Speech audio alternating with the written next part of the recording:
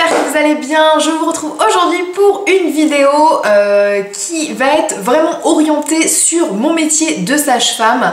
Donc j'ai posté il y a quelques jours une petite photo sur Instagram pour vous demander de me poser toutes les questions qui concernaient mon métier, parce que je reçois énormément en fait de messages, donc en message privé, en mail. Alors je vais pas dire tous les jours, mais presque tous les jours, voilà, de jeunes filles qui m'envoient des messages sur qu'est-ce que le métier de sage-femme, quelles études il faut faire, enfin voilà, plein de questions concernant mon métier. Et donc je me suis dit qu'il était temps que je refasse une petite vidéo sur ça. Donc je vous avais fait une précédente vidéo il y a quelques mois maintenant sur mon métier, sur ma profession. Voilà. Donc je vous mettrai le lien en barre d'infos si vous n'avez pas vu cette vidéo. Et là aujourd'hui je vais répondre à vos questions que vous m'avez posées sur Instagram et sur Facebook. Donc il y en a quelques-unes qui sont assez redondantes, c'est-à-dire qu'on me pose à peu près la même question, donc je les ai regroupées. Et puis sinon voilà, je vais essayer de répondre à un maximum de questions, donc on est parti. Pour commencer, une des questions qui m'est le plus souvent posée en message privé ou en mail, c'est par rapport aux études. Donc j'ai trois personnes qui m'ont posé. Donc j'ai Mavida qui m'a demandé combien d'années d'études et aimes-tu ton métier. Adiatou 456, salut ma belle, pour devenir sage-femme, quel bac faut-il avoir et dans quel lycée es-tu allée? Et Léane 17 qui me demande quelles ont été tes études. Donc je vous en avais parlé un petit peu dans ma précédente vidéo, qu'il fallait donc passer la première année de médecine d'abord, donc c'est un concours pour pouvoir avoir accès ensuite à l'école de sage-femme. Donc voilà, c'est un an en médecine avec un concours qu'il faut évidemment réussir, et puis ensuite vous passez 4 ans à l'école de sage-femme. Donc en première année de médecine, c'est en fonction en fait de votre classement que vous avez accès ou pas, ça arrive, à la filière demandée, donc soit médecine, dentaire, sage-femme et pharmacie maintenant. Moi à l'époque je n'avais pas pharmacie dans mon concours, mais maintenant c'est le cas. Donc c'est un classement, ce n'est pas, il ne faut pas forcément avoir la moyenne, enfin il faut au moins avoir la moyenne, mais je veux dire, c'est pas parce que vous avez la moyenne que vous êtes forcément accepté, il faut être dans les meilleurs, hein. Et ensuite vous passez 4 ans à l'école de sage-femme, où c'est un mélange de théorie et de pratique. Vous avez une partie en cours et une partie en stage. Une question qui revient aussi énormément souvent, c'est quel bac faut-il pour réussir sage-femme? Donc en général, moi je conseille à toutes celles qui me posent les questions, c'est de faire un bac S, un bac scientifique, parce que ça reste le bac qui va vous apporter un maximum de base pour comprendre, pour réussir médecine et sage-femme par la suite. C'est vrai que certaines me demandent avec un bac technique ou un bac ST2S, je crois maintenant qu'il s'appelle comme ça, ou un bac ES, est-ce que je peux réussir sage-femme? Peut-être, rien n'est impossible, mais je vais vous dire qu'il va, voilà, il faut quand même des bases, il va vous falloir des choses pour comprendre la physique, la chimie, chose qu'on ne voit peut-être pas en bac technique, en bac ST2S, en bac ES, voilà, on perd un petit peu cette base scientifique. Et voilà, et je mentirais en vous disant que non, avec n'importe quel bac on réussit. Non, le bac S reste le bac le plus recommandé. Après, rien n'est impossible, il y a des personnes qui peuvent totalement réussir en sortant d'un autre bac. Qui ne tente rien n'a rien. Ensuite, pas mal de filles m'ont posé la question, donc voilà, je les ai regroupées toutes les trois parce qu'elles se ressemblaient assez. Donc la première, c'est Ophélie Delcros qui me demande qu'est-ce qui t'a donné envie de faire ce métier magnifique. Justine Dubois qui m'a demandé quand est-ce que tu as eu envie de faire sage-femme, quel a été le déclenchement. Et Dreamloss18 qui me demande quand as-tu su que tu voulais devenir sage-femme. Donc je l'ai su, on va dire, très tard en fait. Je ne suis pas comme certaines où quand je reçois des messages, je me dis ça fait depuis toute petite et j'ai envie de devenir sage-femme. Pas du tout, moi je connaissais pas du tout ce métier en fait avant d'arriver en première année de médecine. En fait quand j'étais au concours de médecine en première année, on avait ce qu'on appelle des petites réunions d'information sur le côté professionnel, donc comment dire, de la suite en fait, que ce soit de médecine, de dentaire et de sage-femme. Les professeurs en fait de ces écoles respectives venaient aller à la fac pour nous expliquer un petit peu en quoi consistait le métier de médecin, de dentiste et de sage-femme. Et donc moi j'étais allée à la réunion d'information sur médecine et sage-femme. Et je me souviens donc s'il y avait une enseignante de l'école plus sa directrice qui nous a parlé un petit peu du métier. Qu'est-ce que c'était ce métier, à quoi ça servait, quel était le cursus, qu'est-ce qu'on faisait, qu'est-ce qu'on apprenait, quelles étaient nos responsabilités, enfin vraiment tout. Et là ça a été le déclic. Et je me suis dit mais ça a l'air super sympa ça en fait. C'était un mélange en fait de de médecine, parce que bah voilà, il y a le côté médical de la profession, le côté technique, aussi la technique de l'accouchement, les techniques de suture, enfin voilà, quand même le côté technique et médical, et le côté accompagnement, psychologie, empathie, et puis aussi la population qui était ciblée. La population féminine et les bébés, les nouveau-nés. Et voilà, ça a été ce jour-là la révélation, et je me suis un petit peu du coup renseignée suite à ça. Et je me suis dit, voilà, si je réussis pas, si j'ai pas ma place au concours suffisamment pour être admise en médecine, je ferai sage-femme. Donc voilà, vraiment le déclenchement, ça a été cette réunion d'information où j'y suis allée un peu par hasard, et je me dis, le hasard a bien fait les choses. Ensuite, Margot me pose la question, quelles sont pour toi les qualités que doit avoir une sage-femme? Quels sont les inconvénients du métier et comment survivre au stage durant les études? Donc Margot, je crois que j'ai vu sur Instagram que c'était une étudiante sage-femme, parce que pour me poser ce genre de questions, pour survivre au stage, je me suis dit, toi tu dois être étudiante, je pense, on sent le traumatisme. Alors, quelles sont les qualités que doit avoir une sage-femme? Moi je trouve que déjà la première qualité, donc il faut être un minimum empathique, hein, ça c'est sûr, c'est-à-dire à l'écoute du couple, à l'écoute de la maman, à l'écoute du bébé aussi. Vraiment savoir accompagner les gens, savoir être à l'écoute, essayer de les accompagner dans des bons comme dans des mauvais moments parfois. Donc voilà, faut être assez empathique quand même. Mais à côté de ça aussi, il faut avoir du caractère. C'est-à-dire, je trouve qu'il faut... voilà, c'est une profession où on prend des décisions, où on décide des choses, et voilà, il faut pas tergiverser pendant des heures par moment, il faut savoir prendre des décisions, c'est oui ou c'est non, mais c'est pas je sais pas, je réfléchis, des fois vous n'avez pas le temps de réfléchir. Donc voilà, il faut avoir du caractère quand même, assumer ce que l'on pense, assumer ses conduites à tenir, assumer ce que l'on fait. Donc voilà, ça vient aussi beaucoup avec l'expérience et avec les années de travail, hein. Vous n'allez pas acquérir ça forcément dès la première année de sage-femme, hein. Donc l'empathie, il faut être forte aussi niveau comment dire, mental, hein, parce que vous n'allez pas vivre toujours des choses hyper cool, mais quand je dis qu'il faut être forte mentalement, c'est pas non plus avoir un cœur de pierre, mais il faut savoir gérer ses émotions. Et aussi, il faut être rigoureuse dans ses gestes, rigoureuse dans ses dossiers, tenir ses dossiers à jour correctement, tout noter. Enfin, voilà, on a un travail à responsabilité, et on fait pas n'importe quoi avec n'importe qui, on va dire. Donc voilà, il faut être rigoureuse, rapide, efficace, forte. Voilà. Quels sont les inconvénients du métier? Alors les inconvénients, j'ai eu du mal à répondre à cette question, parce que chaque métier a ses inconvénients. Et qu'est-ce qu'on entend par inconvénients? Il y en a qui vont trouver que les horaires de nuit sont des inconvénients, les horaires de week-end sont des inconvénients. Moi je veux dire, c'est mon métier qui est comme ça, donc je le vois pas comme un inconvénient, même si des fois ça me saoule, hein, d'aller travailler la nuit ou le week-end quand mon chéri il est là. Mais voilà, c'est comme ça, c'est ma routine, c'est comme ça, donc je peux rien y faire. Et ensuite, comment survivre au stage durant les études? Eh ben on survit, hein, voilà, c'est tout. Il faut se dire que ça va durer 4 ans. Il y a des sages-femmes qui sont sympas, hein, viens en stage avec moi, tu vois, je suis super sympa. Il y a des sages-femmes un peu moins cool, voilà, bon des fois vous rentrez de stage, vous chialez, hein. Moi ça m'est déjà arrivé aussi, parce que la sage-femme elle a été odieuse toute la journée, parce qu'elle nous a pris pour un petit toutou. Mais bon voilà, faut se dire que dans quelques années on sera sage-femme, c'est nous qui déciderons. Mais t'inquiète pas, on n'est pas toutes horribles en stage. Ensuite, Dream4 Positive me demande quelles sont tes missions et tes activités dans ce métier. Donc comme je vous disais, on est souvent assimilé uniquement à l'accouchement.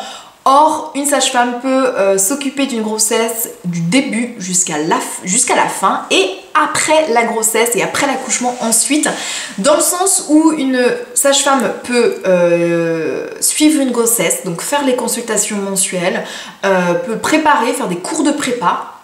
Elle fait l'accouchement, évidemment, le suivi de travail, l'accouchement, les sutures, s'il y a besoin de suturer au niveau du périnée, elle fait le suivi après l'accouchement, elle tient un service de suite de couches, hein, les suites après l'accouchement, elle fait les bilans au bébé, ensuite elle prépare les sorties des dames, elle fait la consultation postnatale, qui est une consultation aussi 2 mois après l'accouchement pour voir si tout va bien.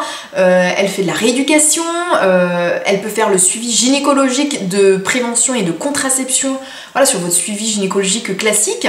Voilà, donc il y a un panel énorme de ce que peut faire une sage-femme. Une sage-femme peut très bien faire aussi des échographies, à condition évidemment d'avoir un diplôme d'échographiste en plus. Tout ça pour dire que une femme en bonne santé, sans antécédents, sans maladie, avec un bébé, ou enfin voilà, en bonne santé, sans malformation, etc., peut faire suivre sa grossesse de A à Z par une sage-femme. Évidemment, on travaille en collaboration avec les gynécologues, c'est-à-dire que dès qu'il y a un souci, dès qu'il y a une question, dès qu'il y a au niveau de la grossesse un truc qui commence à cafouiller, tac, on renvoie, on demande un avis au médecin qui va peut-être reprendre le relais parce qu'on se retrouve dans quelque chose de pas normal. Voilà, donc le métier de sage-femme, il est hyper large et il n'est pas forcément aussi cantonné uniquement à la grossesse. Comme je vous dis, votre suivi gynécologique de prévention que vous allez faire tous les ans, par exemple, avec votre prescription de contraception, peut très bien être fait par une sage-femme. Et voilà, sage-femme, ce n'est pas qu'accouchement. On retient, la sage-femme ne fait pas que les accouchements. Hein. Attention, interro en fin de vidéo. Hein. Ensuite, petite Julie Beauty me demande: coucou, as-tu déjà eu des moments difficiles lors d'accouchement ou autre? Si oui, comment les gères-tu? Surtout ne change rien, j'adore ce que tu fais. Merci. Donc, est-ce que j'ai eu des moments difficiles? Eh ben oui, hein, c'est pas toujours tout rose à la maternité, malheureusement. Alors, voilà, là, forcément, si on me demande les mauvais moments, si je vous les énumère, vous allez me dire quelle horreur ce métier. Ça reste très très rare quand même. Mais est-ce que j'ai eu des moments difficiles dans d'autres accouchements? Oui, des morts in utero, ça c'est difficile. Des accouchements un peu compliqués, un peu sportifs, où voilà, il faut se dépêcher que bébé sorte parce qu'il va pas bien.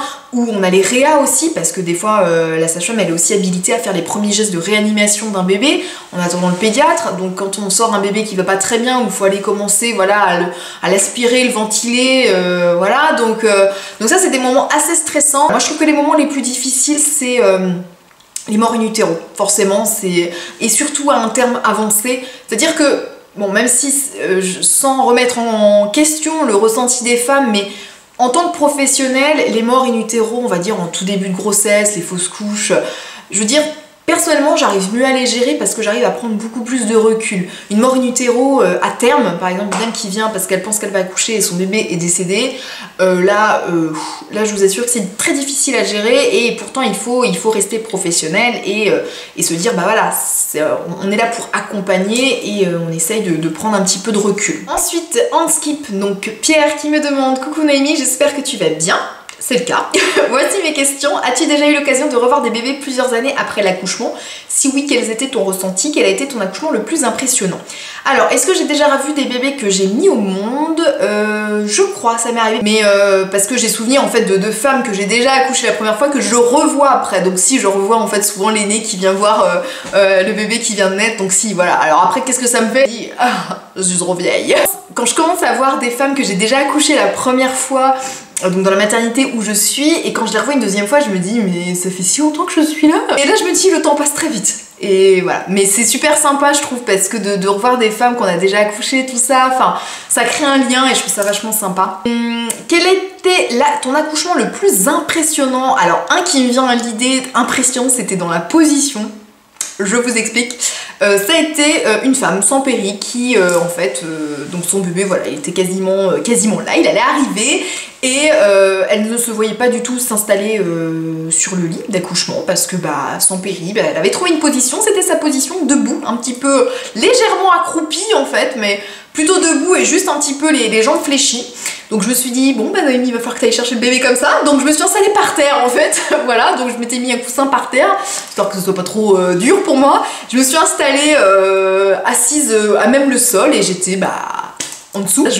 Je vous laisse imaginer. Et j'étais comme ça en fait, hein, vous imaginez un peu le truc. Je me suis dit, mais qu'est-ce que je fais dans cette position, mon dieu.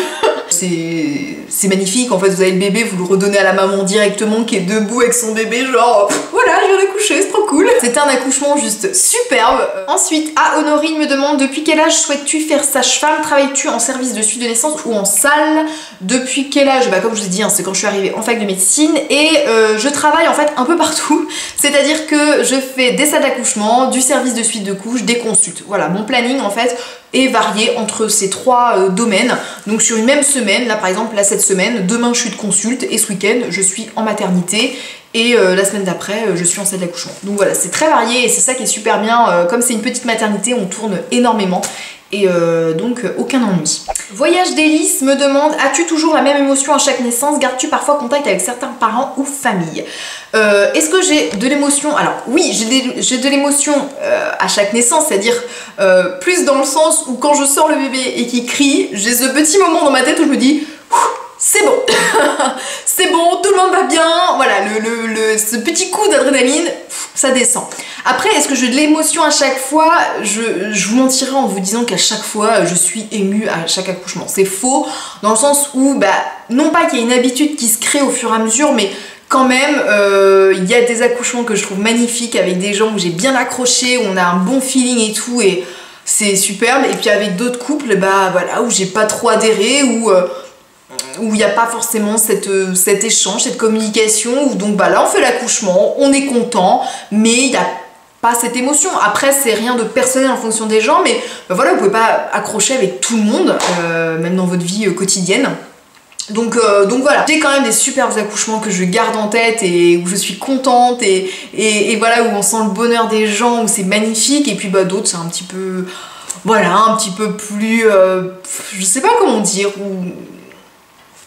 enfin classique on va dire. Là je fais mon accouchement, je suis contente, tout le monde va bien, mais il n'y a pas ce truc parce que bah voilà, c'est une histoire de feeling, donc voilà. Gardes-tu parfois contact avec certains parents? Donc pas spécialement. Ensuite Anne-Sophie Jade me demande, est-ce que le fait de voir tout type d'accouchement, de celui qui se passe super bien à celui du plus difficile, ne te fait pas peur le jour où tu voudras des enfants? J'y pense pas en fait, parce qu'effectivement quand vous connaissez tous les risques de la grossesse et de l'accouchement, forcément vous voyez ça d'un autre œil.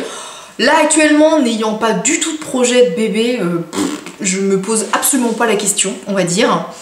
Préfères-tu travailler en salle ou suivre les déroulements de la grossesse de tes patientes? Bah comme je dis, j'aime bien changer, donc j'aime bien être en salle, j'aime bien être en suite de couches, j'aime bien être en consulte. J'aime bien, voilà, changer, c'est ça qui est vraiment très intéressant. Travailles-tu en postpartum ou en rééducation périnée?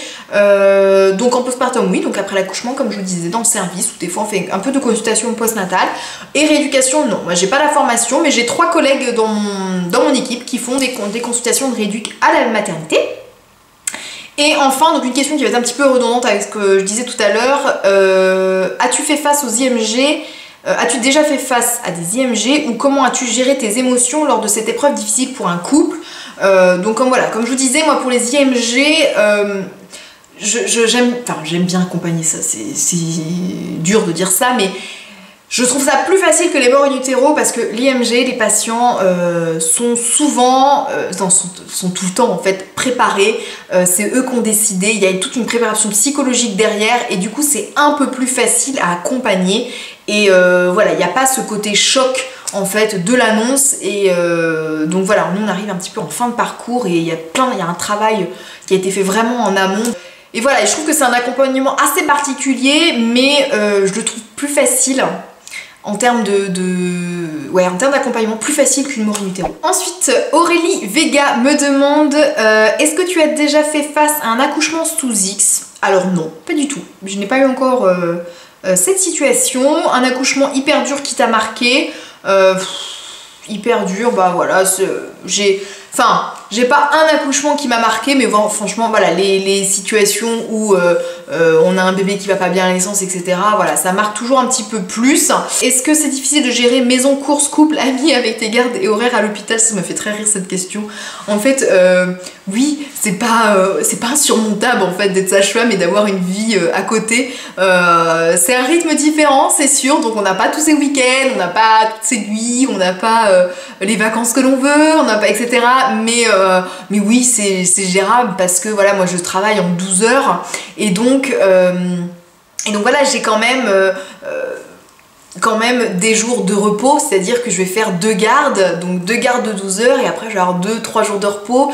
Enfin donc voilà, donc j'ai du temps aussi pour moi. C'est un temps qui est différent, qui est réparti différemment. C'est un rythme particulier où bah, la famille, le couple, on va dire, s'organise autour de ça. Mais vraiment non, c'est pas compliqué de s'organiser. Et as-tu songé au libéral? Donc il y a aussi, par rapport au libéral, je sais qu'il y a eu 2 personnes qui m'ont posé la même question. Sur le libéral, il y a aussi la Divine Cuisine Esli qui m'a demandé, je vois que tu es sage-femme dans un centre hospitalier, n'aimerais-tu pas être à ton compte en tant que sage-femme libérale? Et aussi Eloane11 qui me demande si j'aimerais m'installer en tant que sage-femme libérale plutôt qu'en milieu hospitalier, et y a-t-il beaucoup de différence entre ces 2 modes d'exercice? Donc je regroupe un petit peu toutes ces questions parce qu'elles sont sensiblement les mêmes. Donc non, pour le moment j'ai pas du tout envisagé d'être en libéral parce que le travail hospitalier me convient très bien, le travail en équipe me convient très bien, j'adore mon équipe de sage-femme et d'auxiliaires, enfin où je travaille. Donc non, le libéral ne m'attire pas du tout pour le moment. Peut-être que dans 20 ans, quand j'aurai fait des milliers d'accouchements, j'en aurai ras-le-bol et je me dirai oui, je veux me mettre en libéral. Mais non, pour le moment j'y songe pas du tout, j'ai envie de continuer mon expérience en hospitalier. Et donc ça me va super bien. Et en termes d'exercice, bah oui, c'est complètement différent parce qu'en libéral, on est plus axé sur de la consultation, des cours de prépa, la rééducation du périnée, le suivi de l'allaitement, le suivi des grossesses en monitoring par exemple à domicile. Donc voilà, c'est un petit peu différent, on n'est plus dans l'action même, on va dire, de la salle d'accouchement, du suivi juste après la naissance. Voilà, ça me manquerait un petit peu. Donc voilà, pour le moment, je n'y songe pas, mais pourquoi pas par la suite, je ne sais pas du tout. Alors ensuite j'ai Tiffen Schist, je sais pas comment se prononce ce nom, qui me demande: as-tu créé des liens avec des mamans? Est-ce que certaines viennent vous voir régulièrement ou même sont devenues tes amies? Donc non, je n'ai pas de patientes qui sont devenues mes amies, j'ai eu des connaissances, des copines qui sont venues accoucher, que j'ai accouché, voilà, mais c'est tout. Et as-tu une histoire émouvante ou même originale qui t'a marqué à nous raconter? Donc j'ai pas une histoire particulière, mais c'est vrai, moi souvent ce qui me fait rire en fait, c'est des fois quand les patientes parlent, alors ça va être gentil, hein, mais les déformations des mots du domaine médical déformés par le nom des patientes, etc. Ça c'est vraiment assez drôle en fait. On essaie de pas se moquer parce que bah voilà, hein, chacun son domaine, mais c'est vrai que là j'ai des termes comme quoi, par exemple, une patiente, c'était en suite de couche donc il y a le périnée, hein, qui est le plancher pelvien, hein. Bon bref, je vais pas vous faire un cours d'anatomie, donc ça s'appelle le périnée, et elle appelait ça son pyrénée, et là c'est... Enfin voilà, on a beau essayer de la reprendre, de lui dire oui, votre périnée, oui, mon pyrénée. Non, ce n'est pas. Alors là vous avez l'image de la chaîne de montagne qui vous vient à l'esprit, et là vous avez envie de rire quoi. Mais voilà, donc non, des petites déformations comme ça. J'ai mis cette petite anecdote sur Twitter il y a quelques jours. Un patient, on lui annonce que il y a eu une fracture de la clavicule, hein, donc de l'os de l'épaule à l'accouchement pour son bébé. Parce que accouchement voilà, un peu sportif, donc voilà, il y a une petite fracture au niveau de la clavicule, et le papa qui s'exclame: ouf, ça va, c'est pas cassé. Si. Bon, c'est pas très drôle, mais voilà, c'est des petites choses comme ça où quand les gens sont pas habitués, voilà, ne connaissent pas forcément les termes, donc voilà, ça nous fait un petit peu rire. Bon, je vais m'arrêter ici parce que je pense que ma vidéo va durer 10 plombes, je pense. Il y avait quand même pas mal de questions qui se croisaient quand même, hein, donc j'ai pas répondu personnellement à chaque question, mais voilà, vous avez sûrement, j'ai vu qu'avec certaines réponses, ça répond à d'autres questions. En tout cas, je vous dis un grand merci d'avoir participé à cette foire aux questions, de m'avoir posé toutes vos questions. En tout cas, si vous avez d'autres questions, évidemment, n'hésitez pas en commentaire, j'essaierai d'y répondre. Voilà, j'espère que vous avez pu en apprendre un petit peu plus sur ma profession, sur ce que je fais. Voilà, j'espère que ça vous a plu. Je vous envoie plein de bisous, je vous dis à la semaine prochaine pour une nouvelle vidéo. Bye bye!